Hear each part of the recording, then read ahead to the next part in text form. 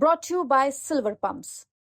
Top quality और consistent performance के लिए सिर्फ सिल्वर पंप नाम याद रखना। बड़ी खबर आ रही है बसपा को लेकर। बहुजन समाज पार्टी ने एक बड़ा कदम उठाया, खासकर मायावती ने आकाश आनंद को झटका दिया है।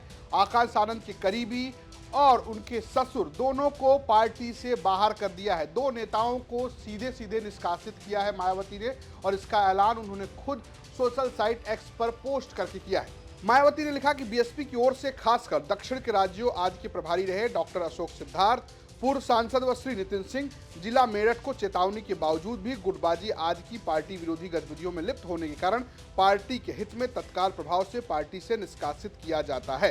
दरअसल ये जो है एक लाइन जो है वो अपने आप में बसपा की राजनीति में बड़ा भूचाल ला सकती है।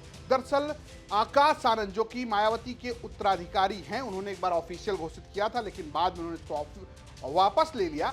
अब उनके ससुर डॉक्टर अशोक सिद्धार्थ को मायावती ने पार्टी से निकाल दिया है।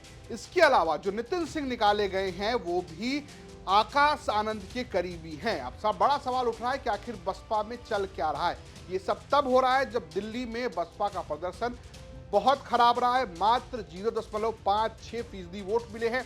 स्थिति यह है कि लगभग 50 सीट ऐसी रही हैं, 50 से ज़्यादा ऐसी सीटें रही हैं जहां पर 1000 वोट भी बसपा को नहीं मिला है। ऐसे में मायावती के इस कदम को लेकर खूब चर्चा हो रही है। अगर हम बात करें डॉक्टर अशोक सिद्धार्थ की, तो बसपा के कद्दावर नेताओं में से एक रहे हैं, राज्यसभा सांसद रहे हैं, मायावती के करीबी बताए जाते रहे, काशीराम के सहयोगी रहे, यानी कि काशीराम के जमाने से वो बसपा के साथ है। लेकिन मायावती ने अब उनको सीधे तरीके से बाहर कर दिया है।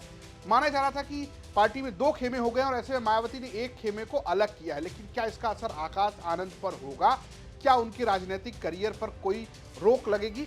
ये एक बड़ा सवाल खड़ा हो रहा है। इससे पहले मायावती ने बीच चुनाव, लोकसभा चुनाव में आकाश आनंद को उनके पदों से हटा दिया था।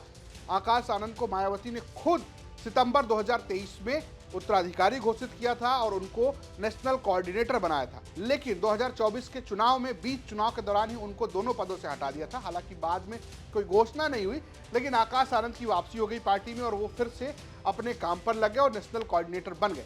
लेकिन अब जिस तरीके से उनके करीबियों पर यह कार्रवाई हुई है, इससे सवाल ये खड़ा हो रहा है कि क्या मायावती किसी बड़े एक्शन के मोड में है और क्या आकाश आनंद इसको लेकर क्या कुछ कहते हैं, ये भी देखना होगा।